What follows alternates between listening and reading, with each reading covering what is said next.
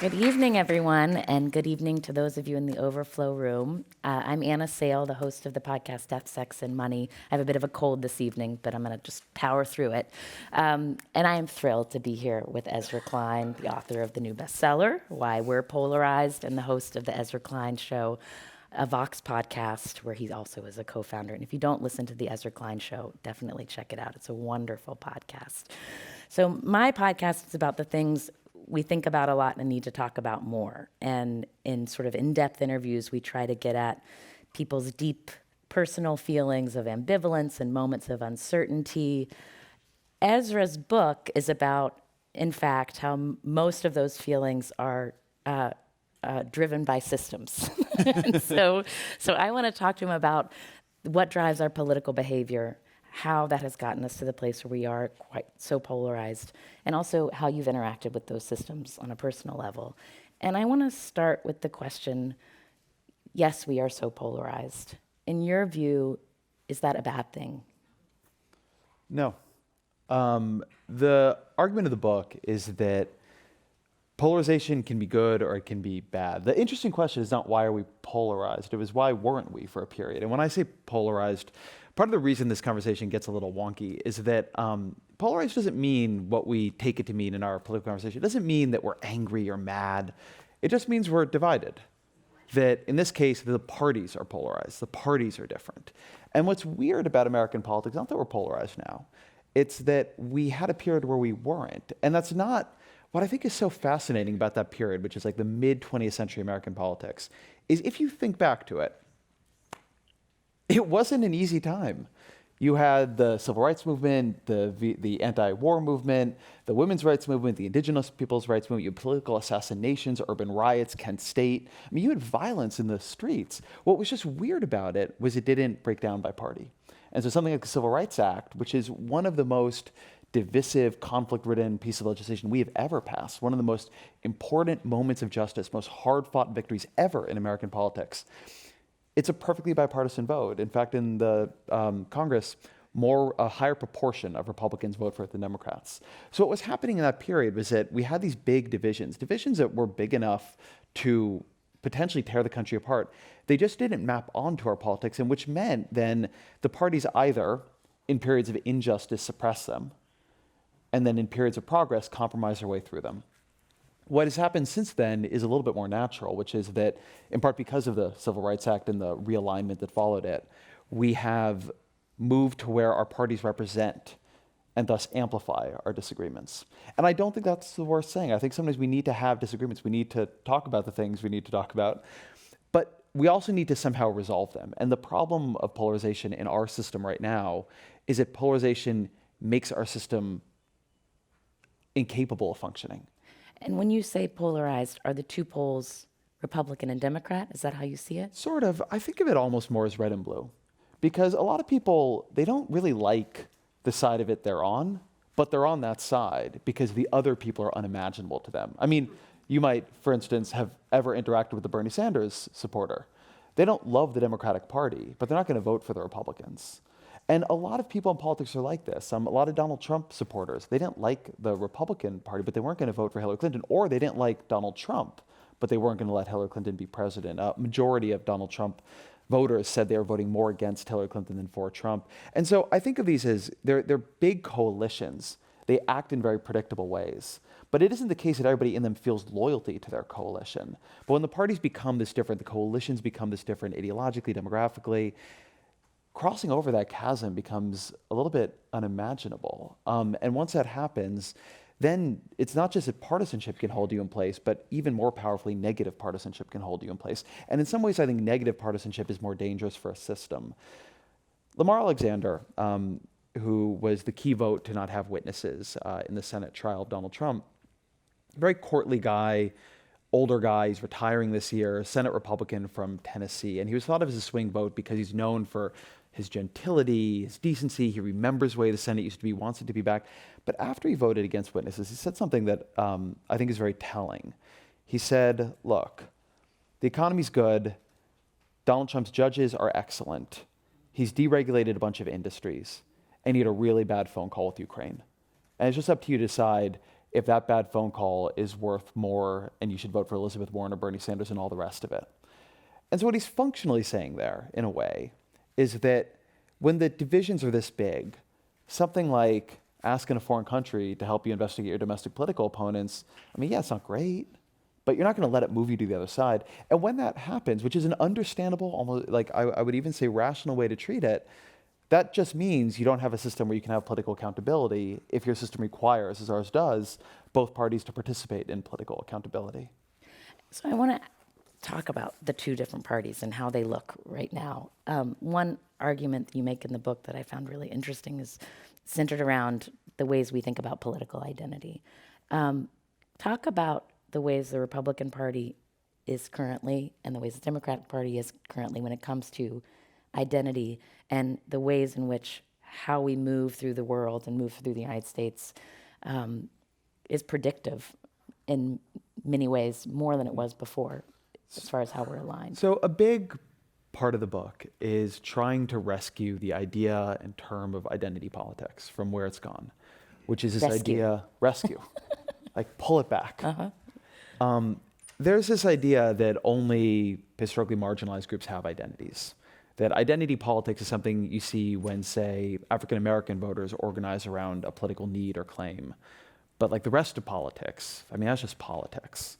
And so identity then becomes this thing that only weaker or marginalized groups have, not something that the dominant groups have. And we cease to see it happen. Identity is most powerful when it is invisible. It's most powerful when it is so strong you can't even notice it occurring. American identity shapes all of our politics, but we don't day to day like think about it, question it, etc. Something that's happened in politics is that the parties used to be very demographically similar. I actually have data from the political scientist Liliana Mason showing that in the 50s, there really wasn't a demographic group, with the exception actually of Southerners, because they were so overwhelmingly Democratic, which is interesting and important. But there really wasn't, aside from that, a demographic group that was more than 10 percentage points more represented in one party than the other. Really? Yeah. This is 1950, you said? Like 1954, 1956, it's in the 1950s. Now, if you look at those same charts, like the lines go like all the way to the side. And so what's happened is that, for instance, the Democratic Party is about 50% non-white, and the Republican Party is 90% white. The Democratic Party's single largest religious group is religiously unaffiliated. The Republican Party is overwhelmingly Christian. Democratic Party is about 50% liberal, self-identified liberal. That's a high point. The Republican Party is 75% conservative. The Democratic Party, across a bunch of different dimensions, is a coalition of a lot of different kinds of groups. And even what I was just saying, I think it understates how different the two sides are, because a coalition of different races or religions is not, it can sound symmetrical, not heavily non-white versus heavily white, but it's actually not. Hispanic voters have, in that dimension of their identity, sometimes different needs than African American voters or Asian voters. Appealing to Irish Catholics in Boston, which Democrats have to do, is different than the karmically curious in California, which is what happens when they come here. And so you're dealing with a party that has to build much broader coalitions than the Republican Party. But aside from that internal difference, which is an important difference, and the fact that the Democratic Party has to win center-right voters because of American geography, given the Senate and the Electoral College, the other thing that is just important is that the parties just feel more different. It is easier for us as human beings used to assessing and intuiting group difference to feel how we are different from people than how our policies differ from others. Policy differences, as somebody who covers policy, we often have to work to understand. It's sometimes hard to work your way through the new fight on taxes and where the capital gains rate should be and so on. Whereas those people aren't like me, something is changing and I don't like it. That's easy. And I will say that something that I find in political reporting, there are so many voters who, when you begin talking to them about politics for a while, it rationalizes through policy. Mm-hmm. And then you get a couple levels deeper because things aren't quite adding up. And finally they'll say, and you'll often hear this line, something like it, I just don't like how much everything's changing.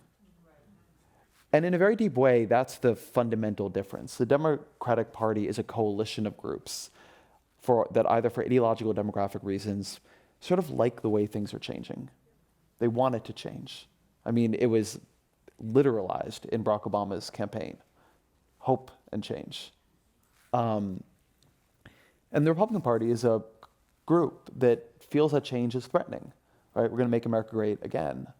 And so those groups are structured very differently, but what's basically happening is that they sense what the other is in a way that is creating conflict that goes well beyond what you can address through positive sum policymaking. It's a few things that I found interesting were not that your analysis wasn't just states. You know, we talk so much about red and blue states or the coastal elites versus the heartland, and the way that political journalism sort of talks about who we are as Americans. You point out how many of us live in landslide counties now. And Yeah. that's a new phenomenon. Yeah. Can you talk about that? Yeah, I hope I'll get the numbers from this right, but you should all buy the book and look it up and fact check me in real time. But I think the number is something like we've gone from 1 in 20 of us living in an extreme landslide county in 1992. So an extreme landslide county being, again, if I'm remembering this, a county where one candidate won by 50 points or more. So huge difference to 1 in 4 of us or 1 in 5 of us. So that's extreme landslide counties. Landslide counties are also a huge increase. I don't remember those numbers off the top of my head. We used to be very geographically dispersed, and something I show in the book, although it's not me, I'm in everything, just arbitraging political scientists, because they do good work and I write well. So I've come into a sort of equilibrium with them. A symbiotic relationship, parasitic relationship. One thing that is a really big divide that we don't always talk enough about is density.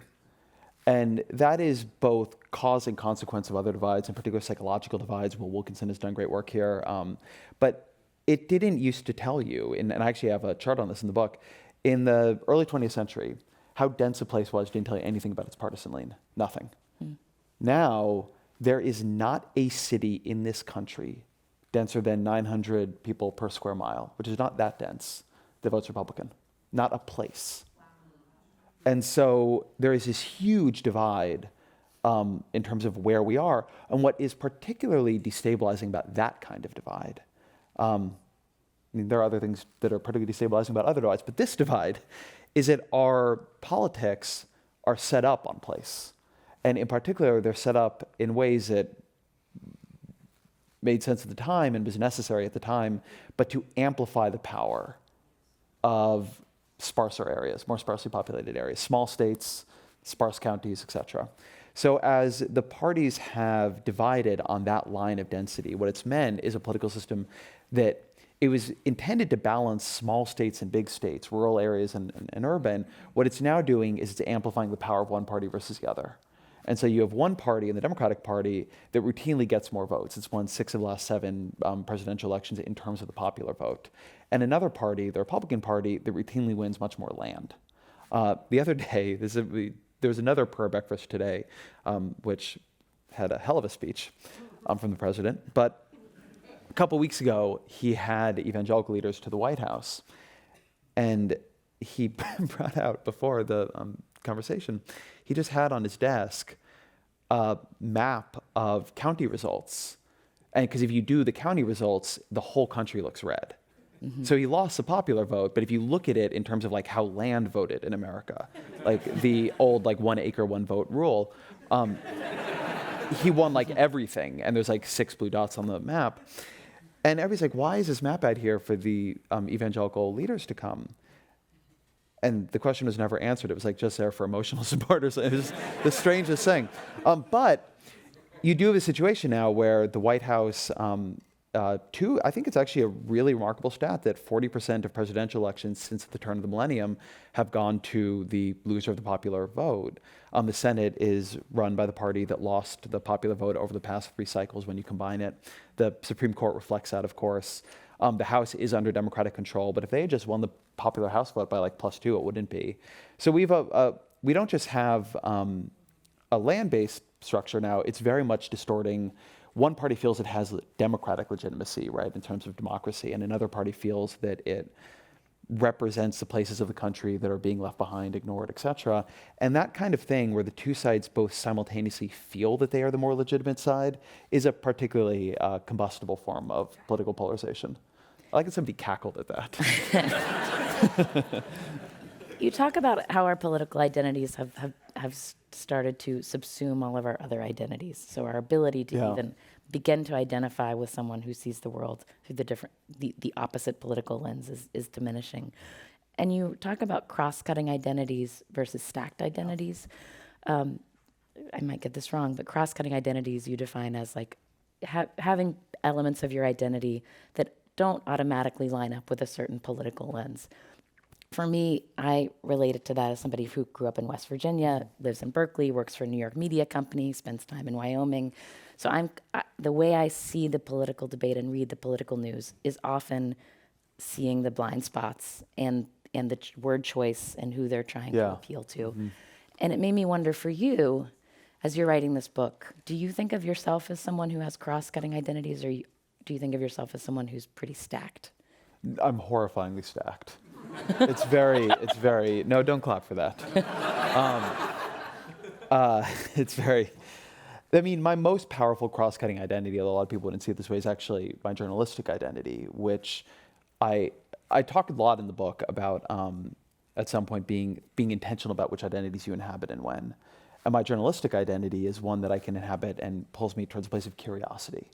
The first question in that identity is not what do I think, but first it's what do others think, and that's a good identity for me. But no, I'm a Jewish Californian vegan who lives in the Bay Area.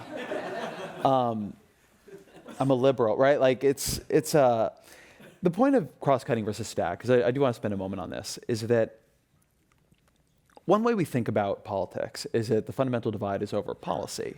One of the things, and I am a policy reporter, like I care about policy. I wish that there was no reason for me to write this book. Like really, I do. This book, like, it's like staring into the abyss and having the abyss stare back at you. And to quote Nietzsche, who always comes up in politics. Identity conflict is a separate dimension than policy conflict, and it is often stronger because people are more sure-footed on their identities than they are on a lot of policy issues. People know who they are. They don't always know what the hell politics has begun arguing over that week. Like some weeks in politics, the debate is very esoteric, but the group identities are not. The group identities are very deeply rooted. And so I show, there's research in the book, this again from Liliana Mason actually, there's research in the book that places that have had, no, actually, let me do this differently. There's research in the book showing that if you look at Democrats whose policy positions should make them Republicans, or Republicans whose policy positions should make them Democrats, that actual fundamental substantive agreement does only half as much to restrain hostility to the other party as Democrats whose identity groups lean Republican, or Republicans whose identity groups lean Democrat. So if you live in the South and you're a Democrat, but you're a white, evangelical, Southern man over 65, what that's going to do is, you may be Democrat for all kinds of reasons, but you get the Republicans, right? They're speaking in some ways to you. You're the kind of voter who might swing. Whereas if you're a liberal, vegan, Californian in the Bay Area, etc., it's a bigger divide intuitively. And I'll just give one more stat here. Countries with the most cross-cutting identities internationally, because they've done research on this, are 12 times less likely to have a civil war than countries with the most stacked identities. So just sit with that. Yeah. I mean, it made me think about someone who thinks of myself as having cross-cutting identities. It made me think about the sort of privilege of being able to move through the United States and being seen as being able to have cross-cutting identities, particularly in this moment.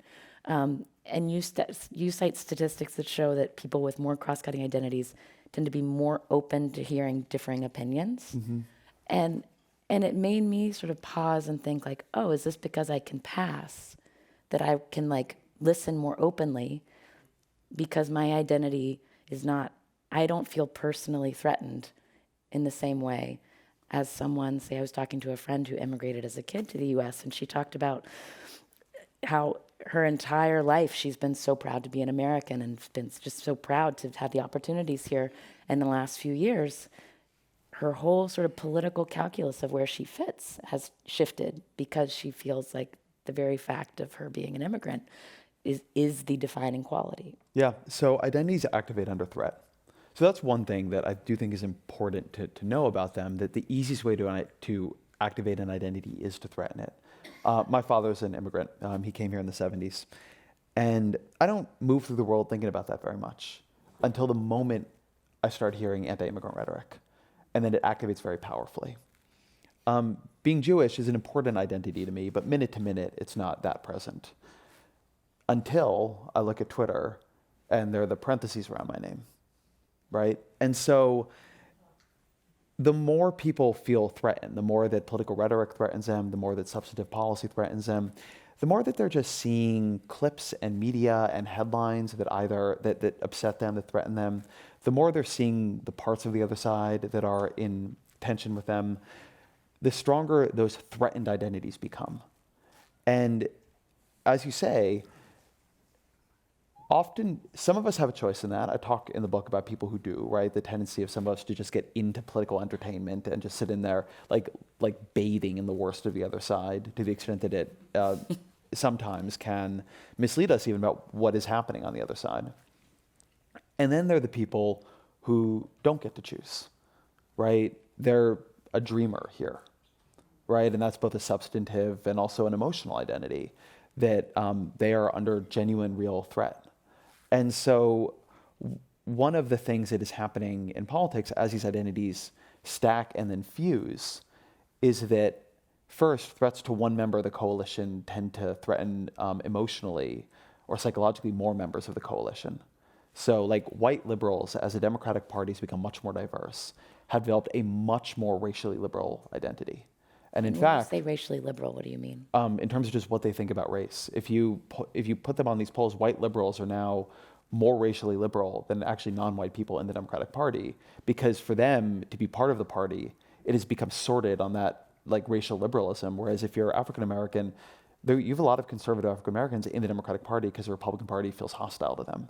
Whereas a white person who is more conservative on just issues, as you're saying, can pass into the Republican Party without feeling any of that hostility, right? Feels welcomed.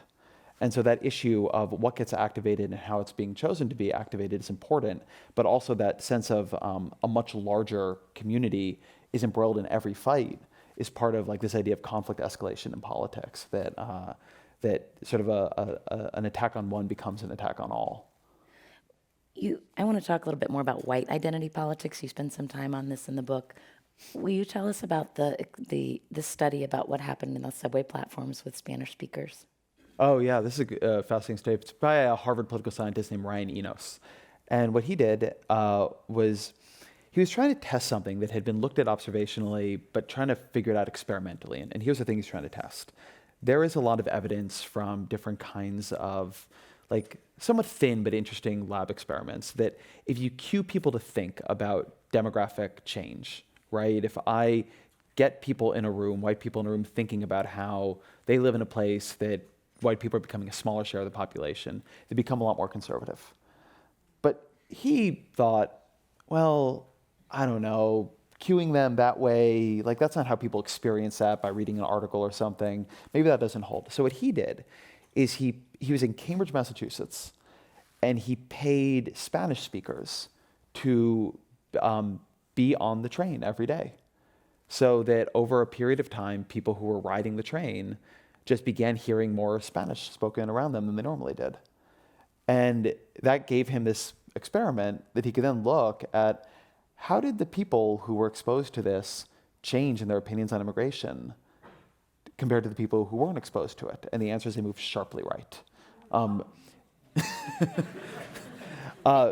he makes a point, these are people in a very liberal part of the country. and they begin embracing almost Trump-like immigration views, just by what is a pretty subtle atmospheric sense that the country around them is changing, that there's a higher proportion of Hispanic immigrants speaking Spanish in their daily life. You also, in that section, quote Harvard political theorist Danielle Allen, and she talks about how in any democracy, some people have to give things up. And you quote her as saying that we need to, quote, give each other the space to negotiate around experiences of loss. Yeah. How do you think about that when it comes to the experiences of white people who have lived in predominantly white areas? How do we negotiate around their experience of loss in a just way? I don't think we know how. And I don't think this is something even people are very comfortable talking about. It's one reason I think the immigration debate gets moved over to economics all the time. We're comfortable talking about economics. We're not comfortable talking about this feeling of cultural loss. What Danielle Allen says is that in a democracy, to move forward, you're often asking people to give something up. Either give something up that is substantive, like pay higher taxes, or psychological, like accept a more diverse country. And that, for them, that will be perceived as a sacrifice. The problem is, in this particular example, and I talk about this in the book, the term she uses, like somebody's going to be the political loser, it's very hard to define who the political loser is. And whose losses matter. And whose losses matter. Because it isn't like all of a sudden somebody else became the winner. Just being able to live somewhere, making like one small stride towards equality when you look at, say, the racial wealth gap and it's bigger than it's ever been. So one thing happening in American politics right now is that nobody is comfortably dominant. So nobody feels like they are the winner, and everybody feels like they are in a very precarious position. And people are feeling loss and threat simultaneously. The Trumpist coalition won with Trump, but feels itself shrinking in a profound way. The non-Trump coalition, the blue coalition, lost and feels itself very much under threat. And so this issue of how do you negotiate, say, like white identity threat, white threat in a Browning America, as I talk about it in the book, that's really hard. And one of the hard things about it in particular is that it's one thing.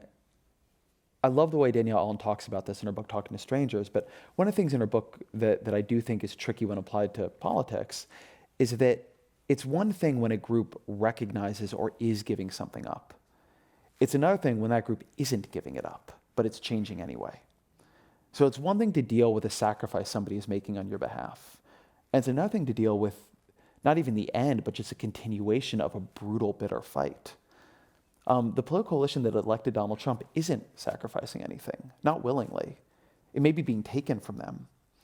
But that's part of what makes it very hard to negotiate these questions in politics. Politics isn't a space, particularly given the zero-sum dynamics it encourages and the particularly like unstable equilibrium of power we're in right now. It's not a space that encourages anyone or even creates space for anybody to talk about feelings of loss or to discuss things in a safe way. And in fact, even the whole concept of safe spaces has now become weaponized and mocked. And so it's very, very, very hard to know what to do with a conversation that you can't actually have.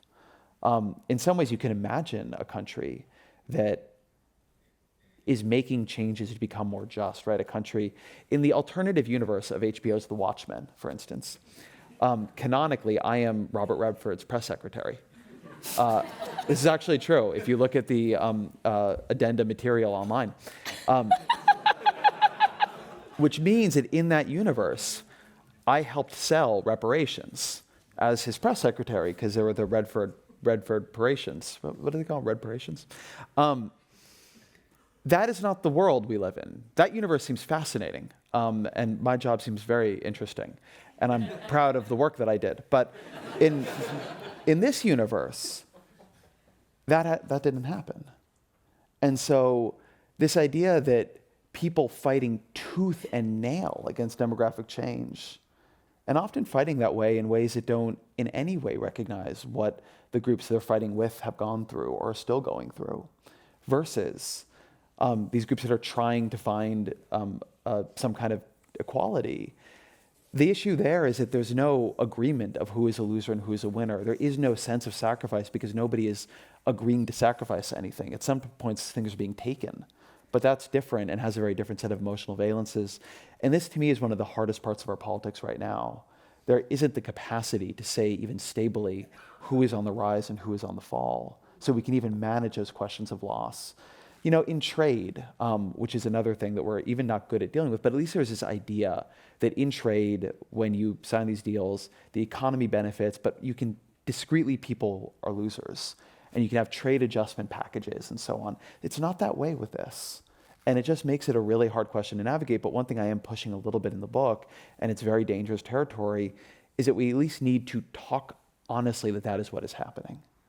And that is tough, but it is better if you don't talk honestly that this is what is happening, then you get things like Donald Trump, who is somebody who, more than anything else, what he came into the Republican primary and said is, I'm going to talk about the thing that you are feeling, that the others won't talk about.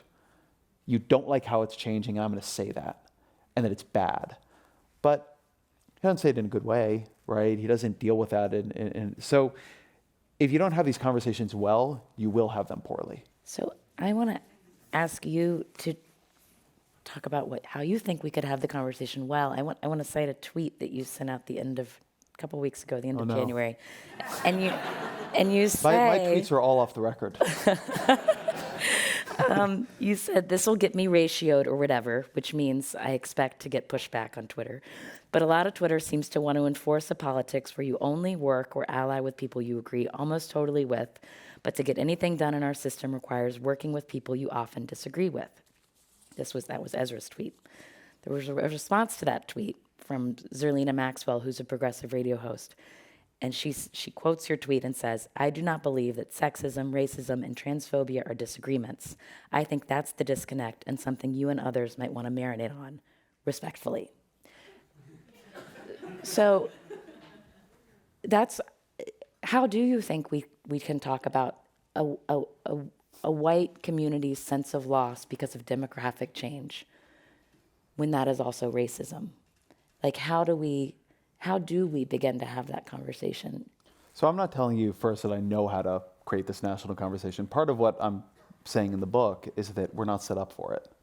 I see. And I don't have a complete way to reform us such that we are. I do think that all of us engaged in politics have to be clear on what our objectives are.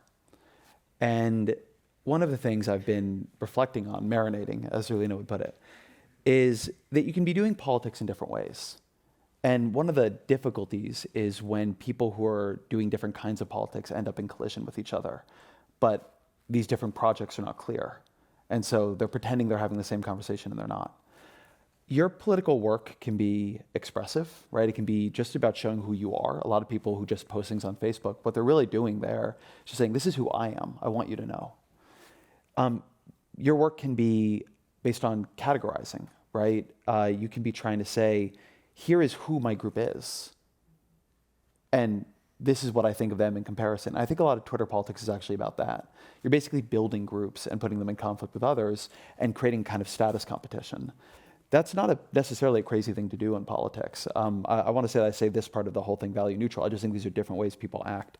But that kind of group-oriented politics, where you're drawing the line brightly, these people over here are sort of irredeemable. It's not a disagreement. It is a distinction in who is inside the political community and who is outside of it. That's in very much conflict with another kind of politics, which is a politics of persuasion. You cannot persuade somebody by telling them they're bad. Like, we have mountains of research. If you tell somebody, like, you start the conversation from, like, you are contemptible, it's okay. Doesn't work. It's okay to do. I really want to be clear, because sometimes what you are trying to do is say, these people should be held in contempt. I feel that way about Nazis. Like, I just do. Like, what I want to be true is that the social status of Nazis is so low that nobody wants to be a Nazi. Then there's also, but if you need to be in a politics of persuasion, which oftentimes you do because you don't have the power to get anything done if you're not. I will say that I don't think that there's a coalition that can hold power in this country that is as pure as a lot of liberals want it to be, including the coalition they currently have, including the coalition that elected Barack Obama. A lot of people in that coalition held views that get you canceled. I don't really believe in cancellation, for the record, but I joke about it. But a lot of those people hold views that are not considered appropriate by sort of like liberal leaders. Problem is, the woke coalition just isn't that big yet. And then there is a politics, another step forward, or not even forward, just another kind of politics, that is a politics of compromising coalitions, which is, what if I can't persuade you, but I think there's something we can work together on? I did a podcast with a really, I think, amazing woman named Leah Garces, and she's the head of Mercy for Animals, I believe. I believe I got the name right. She's somebody who's devoted, she's a vegan activist and has devoted her whole life to saving the lives of animals and trying to make their treatment better. And something she will say is that she's in many ways failed. There are more animals being tortured and killed at this moment in history than ever before. I hope whoever that was did find their iPhone.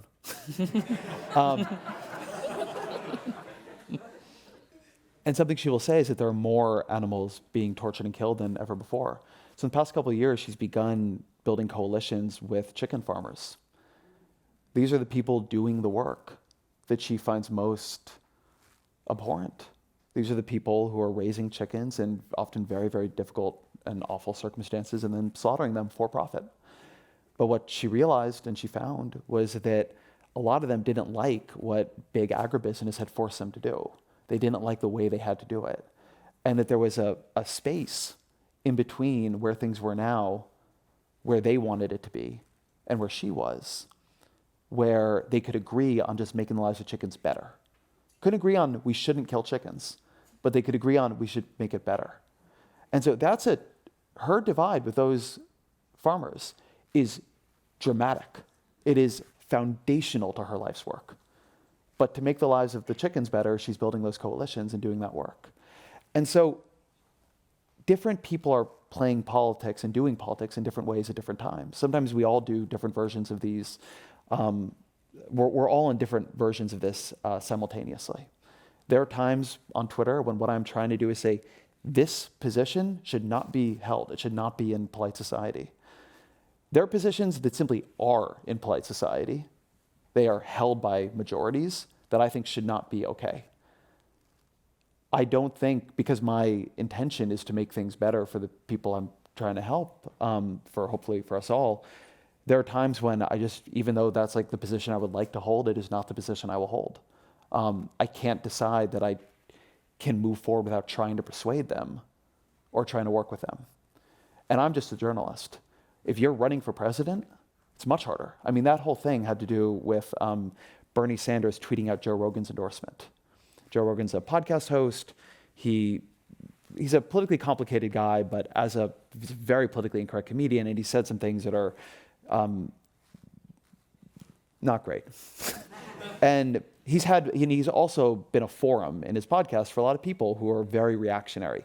And at the same time, he's a complicated guy. He's also been a forum for a lot of people who are very progressive, and he said things that are great. And whatever, he has a audience, mostly of white men, the size of Florida. And so he has an audience of politically disaffected young white men. That's a very valuable political endorsement to have. And a lot of people are very angry at Sanders for trumpeting it because there's no way in which Joe Rogan is pure. And so the question is, was Sanders doing the right thing or not? And my view was that so long as Sanders' agenda was actually trying to help people, and I think it is, that if you can bring those people into your coalition on terms that are going to make things better, then it is worth bringing them into the coalition. And I understand the political project that says what you're trying to do is say these things can never be said, and if they are said, you're out. But if they're things, but I understand at the same time why Bernie Sanders, who what he's trying to do is get Donald Trump out of office so he can protect trans rights. And that if he loses, or any Democrat loses in that effort, the situation for trans people is going to get a lot worse. I understand why he's making those compromises. There's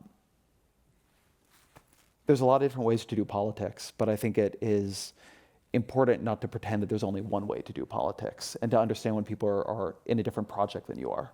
When you showed up in Washington in 2005 after graduating from college with a political science degree, how did you think you were doing politics as a journalist? What did you feel like your objective was? I thought I was Period. going to be right about things, and then I was going to tell the people who were wrong about things why I was right. And then, this part was important though, and then they were going to agree that I was right. And on the basis of that newfound agreement that I was right, we were going to move forward as a country. In retrospect, certain parts of that were naive, I would say. And so, the work, I mean, at a fundamental level as a journalist, I want to understand things, but I want to understand them because I don't want to understand them. Some things I do just want to understand abstractly. Like, I think quantum physics is interesting, and I don't understand it. But other things I want to understand because I want to find the path forward to making them better. And one level of that is, what would be the best healthcare policy? I've spent a lot of time on that question. Then another question is, given that we know almost any healthcare policy would be better than this one, why does nothing happen? That's a different set of questions. And then, having, I think, come up with reasonable answers to those two, my next question was, why doesn't it matter? Why does knowing this have so little political effect? And in some deeper way, right, even in this era, just like, how did Donald Trump get elected? Like, why is that something that happened? And for all that, I think that I've been moving in recent years away from the belief that politics is an argument, and much more towards the belief that politics is relationships. And I don't just mean individual relationships, I do mean that too, but also coalitional relationships. The first question people ask in politics, before any other, is, how do they feel about me? And if they can't answer that question positively, they are not going to come along with you. And one of the things I've been seeing is that I think particularly in the social media age where there's a lot more pressure on a politics, like an expressive politics, a politics that is rewarded by your group, which also tends to push towards the politics of boundary tracing. This is my group. These aren't my group. I talk a lot about this in the book. I think it's becoming harder to carry a torch for coalitional politics. I think it's becoming harder to just argue for the hard work of politics. And I think something I've moved more towards is why I spend more time doing podcasts in which I'm in conversation than I do sort of like writing out my own opinions these days. I think that you have like the precondition to polarization, the precondition to persuasion or coalition is building a space and building a relationship where people feel like they can listen to you without feeling threatened by you. And the moment you make people threatened, you've lost the ability to persuade them, and often lost the ability to work with them at all. And it's not to say we don't have to say when things are wrong. I struggle with this question. Every time I say clearly what is true in my view about Donald Trump, I turn off people I would like to be able to speak to. There is a tension in some cases between, at one level, like a simple level, just an honesty, right? The thing about whether or not media organizations say Donald Trump is lying when he lies is just that tension, right? Do you want to turn off Republican voters at the cost in order to say just honestly what is happening, knowing that you're going to lose their threshold participation? Whereas maybe if you say Donald Trump is misstating the facts of the matter, they'll keep reading. So like that's like the New York Times conundrum there. But at a then at a higher level, when you like get into deeper things, do you want to say something is immoral? Do you want to say it's wrong? Do you want to say, I did an event with Ta-Nehisi Coates, and he was saying, I talk about this in Index of Racial Resentment in the book. But he's like, shouldn't we just call those people racist? And there's this constant back and forth about, do you want to soft pedal your language or not? One of the hard things about a political system like the one we are in, where the differences between the sides are so big, is that there becomes a sharper and sharper tension between speaking the truth in the way that, one, I think oftentimes it is true, but then speaking the moral truth in the way that you and people you're allied with see it, versus turning off the people that you may need to win over to that moral truth. I'm not here to say I have the answer, or that I've figured it out, or that my equilibrium is the right one, or even that my equilibrium is stable day to day. But just, I think it's a tension that we have to spend more time thinking about. I want to ask about your experience in the media, because you write a lot about media's participation in the polarization machine. We are appealing to a polarized public. We also polarize people further as a result of appealing to a polarized public. You write in the introduction, toxic systems compromise good individuals with ease. And it made me wonder if there's been a moment in your journalism career when you can think back in a news meeting or strategic visioning or choosing which headline to go with, that you look back and think oh, that's me. That's me actually making the world, or making our government less functional. Oh, yeah. I mean, I wouldn't have written the book. I mean, I say this very directly in the book at the beginning, that I'm inside the system looking out, feeling compromised by it, not outside the system looking in. But I do want to say that in a way, I think it's even harder than that question.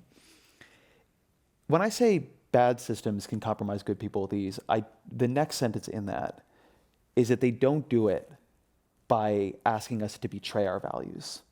They do it by setting up a choice so that we are acting in concert. Okay. So that we are acting in concert with our values in a way that makes the system worse. That is often the polar. Lamar Alexander was a good example of that a minute ago. But you asked for example from me, so I shouldn't just hand this over to Lamar Alexander. Well, that's easier. In the media chapter, one of the things I talk about is that in starting a media organization, or just being part of a media organization now, as you are trying to win over the attention of a very polarized audience that has a lot of other choices, that the incentives are all towards turning up the heat on identity, on opinions. And you can go back and look at all kinds of headlines I've done that, even if I think the piece was good, the headline's probably 40% too hot. And that would make it go more viral at the cost of turning off people I maybe could have reached. And it's always a hard choice, and I can think of times when I think I made it in the wrong direction. But in general, the hard part is not that I made it in the wrong direction. The hard part is that I made it in the right direction, and it's making the system worse. That's the hard one. It's not hard. If I could see every time clearly when the choice was do the bad thing or do the good thing, I will choose doing the good thing. I have enough, mostly. I will mostly choose doing the good thing. The problem is almost never that. The problem is when the choice is doing something that is one version of good versus another version of good. Doing something that is good for Vox versus good for the media. Doing something that is good for me versus better for politics. Doing something that is good for my side versus bad for my persuasive ability. Doing something that is good for one set of values I have, speaking clearly about moral issues in the world, and bad for another one, which is engaging in a small d-democratic process of persuasion. The hard choices are not the ones where you're I could be an asshole, but maybe I should not. The hard choices are the ones where what has become individually rational or even individually moral, layered up, makes politics stop working. I speak with some sympathy for the choice that Mitch McConnell made with Merrick Garland, to use an example that is hard for me. I think that he followed his ideological and political and rational incentives in a way that clearly played out. It was an ideologically consequential vote. It would matter tremendously to the things he cared about. It would matter tremendously to who won the next election. These are huge stakes, life and death. Of politicians, McConnell is more cynical than most, but he's not purely cynical. He wants to do something with his power. That's why he's got it. And yet, the choice he made, as rational as it is, and as much as I think, he has said it was his proudest moment, telling Barack Obama he will not fill that seat. The choice he made scaled up to both parties over time will destroy the Supreme Court. So the tension there was between what the system needed of him long term and what his ideology, his political movement, his political party, his own beliefs probably about how the country should be governed, demanded of him near term. I see why he made the choice he did, but like that's where the choices are hard. Here are a few questions from the audience. And this one, I think, it's just saying it. Are we heading for a civil war, truth and democracy versus lies and fascism? I hope not. If we are, it won't be that clear cut. To try to be nice about it, I don't think right now there's reason to believe we are moving towards violence. We are a lot less violent politically than we were 50 years ago. A lot less violent than we were 100 years ago. Unbelievably less violent than we were 150 years ago. Go read Joanne Fields of Blood. Joanne Friedman, thank you. It's a great book, or go listen to my podcast with her, great podcast. But it's just a book tracking violence between members of Congress, most of it on the floor of Congress, during the early years of the Republic. You may have heard, probably most of you haven't, but there's even a musical about one of them. And so if you prefer musicals to history, you can go, I think it's on Spotify. And so it's not that bad right now. Our trend is bad, our level isn't that bad, but it's not impossible to imagine how it gets bad. And I do think one of the ways it gets really bad is that the political system cannot resolve disputes politically, so they spill out into extra political means. That's why I worry a lot about the tension between the ability to govern with a popular majority and the ability to block that popular majority from governing. Now, some people say, well, isn't it better you have that tension so both sides are represented? I don't think that's what's happening. I think both sides are getting more and more frustrated because nothing can resolve. I don't think our divisions are so deep right now on any, we are not facing the kinds of fundamental questions about the country in terms of at least policy issues that we faced at some very, very even recent other junctures. What we are facing is a huge level of escalation about our values. And I think that if we were able to resolve political conflict and into legislation and into solving people's problems more smoothly, some of the tension would come out of that, actually. I think perversely, the inability to resolve a conflict traps us in that conflict.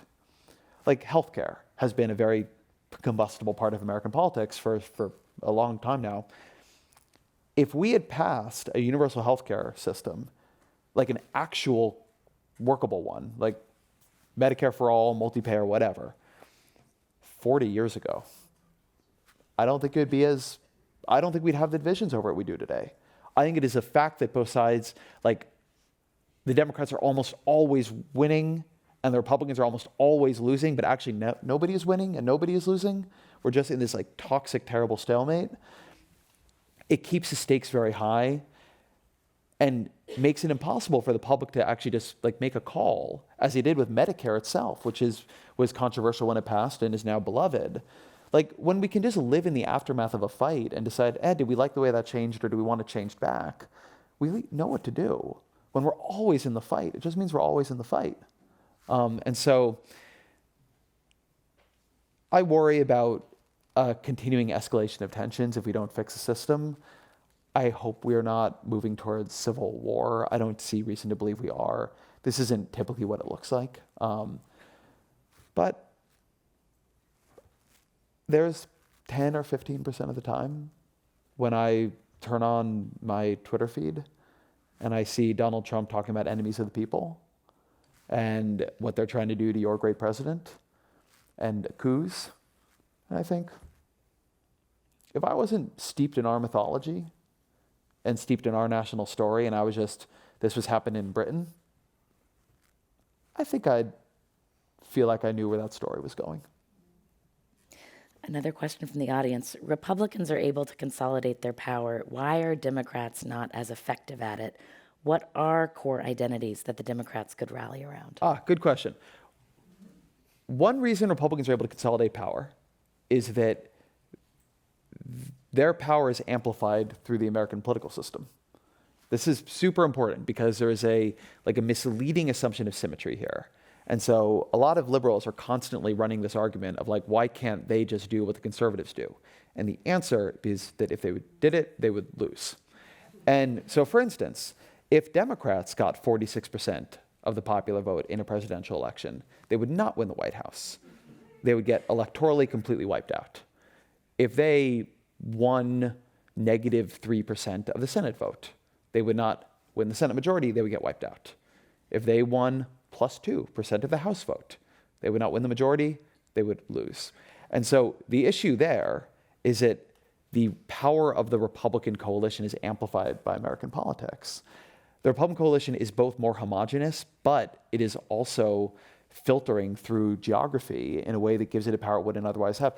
I think it is a genuinely interesting question. What would have happened if Democrats had won 6 of the past 7 presidential elections? I think it's a genuinely interesting question. What would have happened if what had happened in 2016 was Donald Trump ran against Hillary Clinton? Hillary Clinton turned out to be a pretty weak candidate. I mean, did you hear about what she did with emails?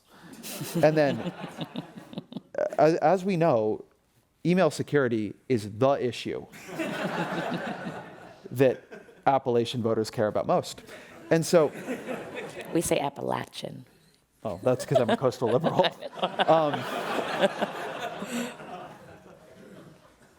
I'm being obviously a little glib here, but like you run the election the same way.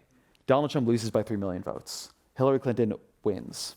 That means she's able to govern, possibly able even to fill that Supreme Court seat, because there were Republicans saying, okay, fine, but if a Democrat wins, we are going to let them, we're not going to just keep it open forever. And then the Republican Party tears its Trumpist wing apart for having blown a winnable election when the stakes were so high, when Marco Rubio or John Kasich would have won.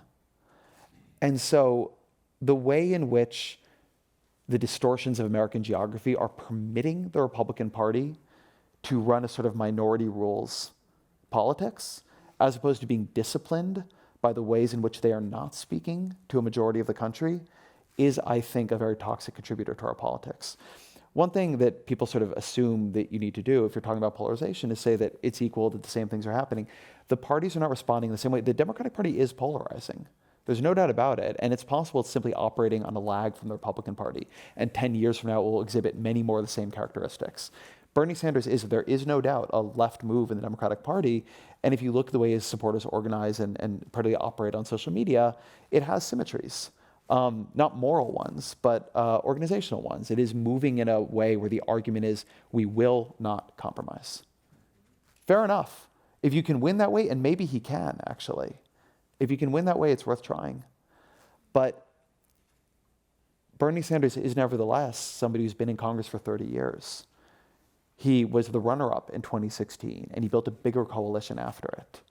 He's had, again, and part of the whole Bernie Sanders theory is that he can appeal to center-right voters in Wisconsin who can be pulled over into a different identity, an identity of as exploited worker, as opposed to sort of like put upon heartland voter. So there's even there a theory of how he can win voters that Democrats don't normally talk to.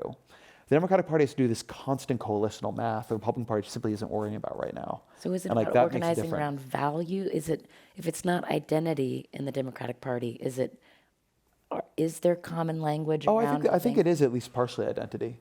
I'm not a political consultant, so the truth is I don't know how to win in these elections.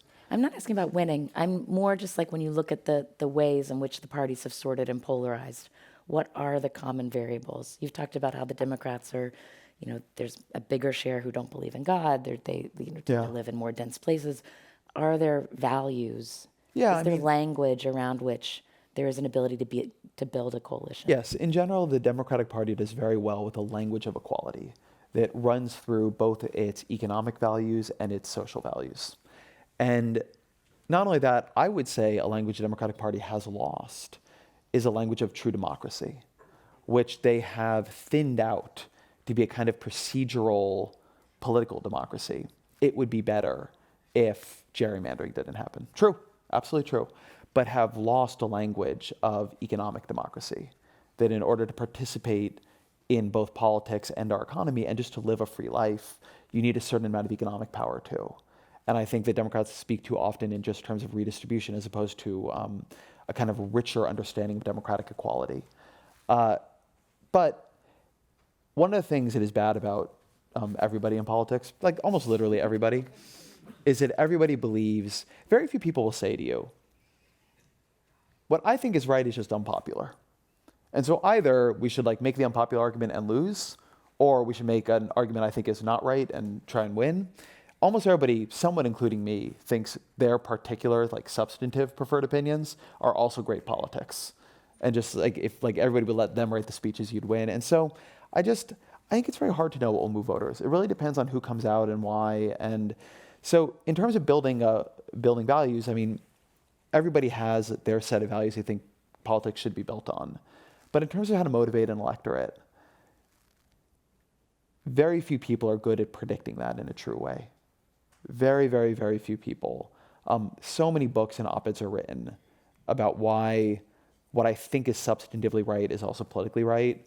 Almost none of those people have a good political prognostication track record. I want to get you to talk a bit about some of the antidotes that you sort of begrudgingly put at the end of your book. Like a hostage note. You really didn't want to do it. But this is a question from the audience. It's been a devastating week for Democrats. I've felt ready to disengage from my own sanity and mental health. What advice would you give someone like me? Would you talk a bit about what you write about the politics of place? Yeah. I do have a set of systemic structural ideas, but let's put those to the side for a minute. My advice to that person is disengage. Like really, don't sit here driving yourself crazy this week if you're not doing anything about it. If all you're doing is following the omnishambles of the Iowa caucus on Twitter, don't. Like, we're gonna find out who won in the delegates. Like, you don't need to like go on the emotional roller coaster. That's my problem. Like, but I get paid. Like, probably you don't, so don't do it. Like, Madeline Miller's Circe is a wonderful book. Like, if you're just doing this for entertainment, do something entertaining. You don't need to follow like every up and down. And so one thing I do tell people is that a lot of people have gotten caught on an emotional roller coaster of national politics, far beyond where they're actually doing any good by knowing more about it. Like this person who wrote this question, I get the sense is not a swing voter actually. And so,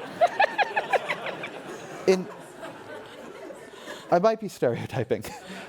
So in terms of what's gonna happen between here and there, like adding on to like, yeah, Trump is bad. His speech today, we covered it at Vox, it was bananas. It was a banana speech to give it a prayer breakfast. But it's not gonna, the fact that it was at a prayer breakfast. I know.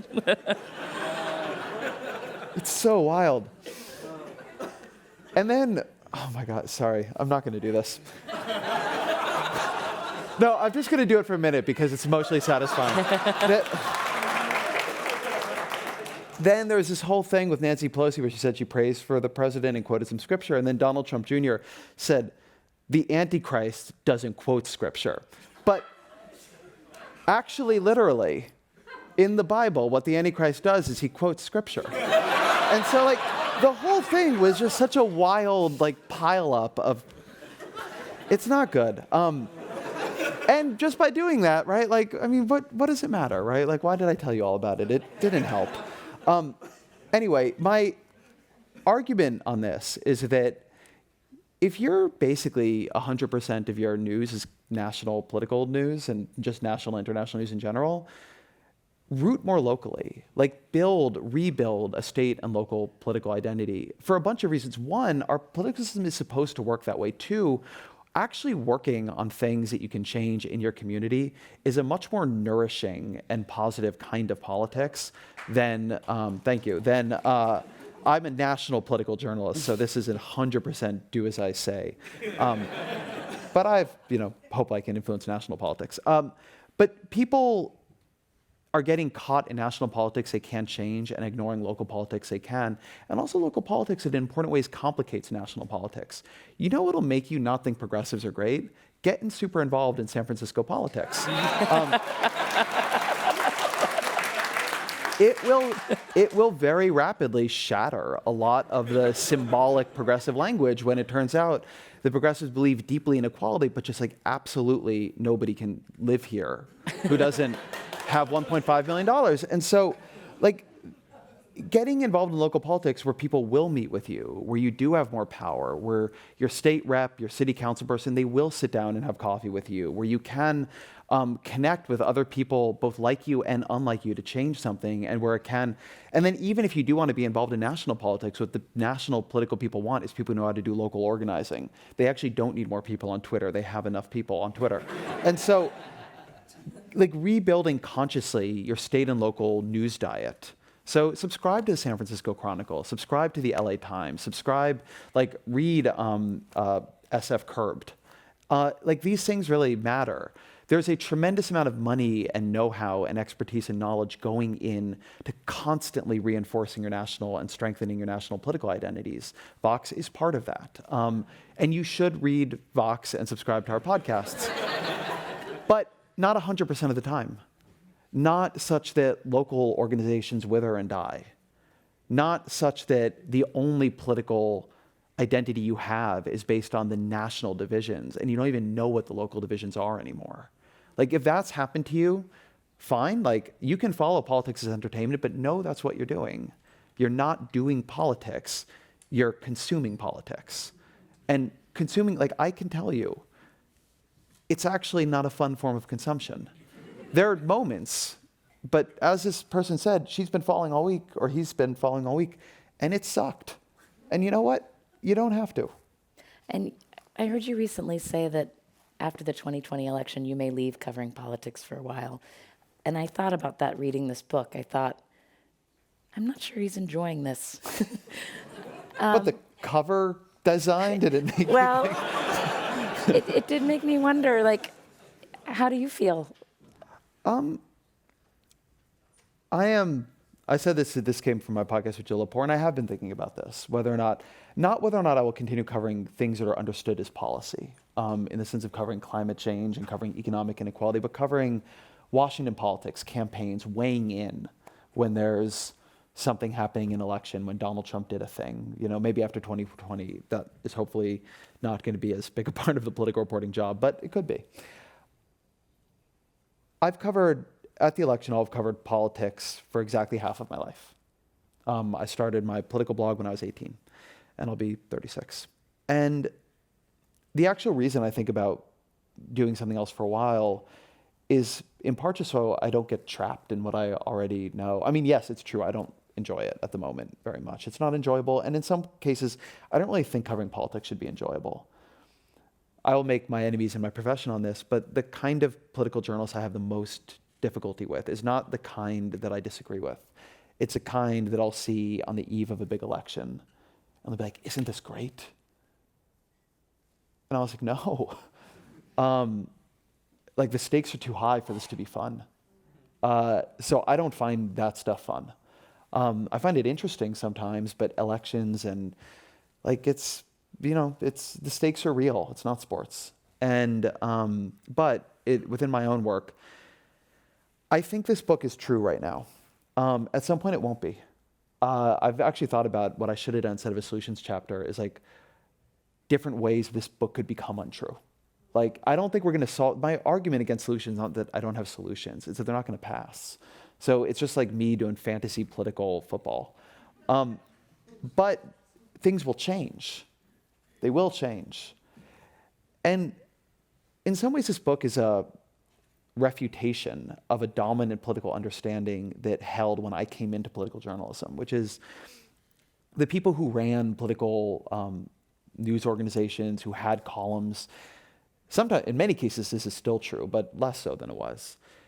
All their politics were baselined into the 80s, basically. Like, there was like a macro on everybody's keyboard that was, you remember when Tip O'Neill and Ronald Reagan drank a bunch of whiskey and solved Social Security? And it's like everything is just like, why can't we go back to that? And this book, in many ways, is an effort to say, we can't go back to that because it changed. It's not the same political system it was. We can't have that understanding. My fear as a journalist is being that person who can't see that it changed, who like convince themselves of their model because that model was true and can't see that that model is no longer true. So for me, if I don't know what I will do after 2020, it will depend on what happens probably in 2020. But one of the reasons I think about leaving politics, in some ways, I feel like I've said in this book, like, this is what I think is true about politics. But I'm now very convinced of it. And I'm not sure it's actually a great place to cover politics from. And then separately, I just don't know what kind of life it will be to just spend my whole, like the rest of my days saying to everybody who is ever excited about the prospect of political change that the Senate is going to crush your hopes. I think it is true, And I think it's important as a political journalist to say true things. But it's a wearying prospect. I don't like being that guy. We're going to leave it there. Ezra Klein, everyone.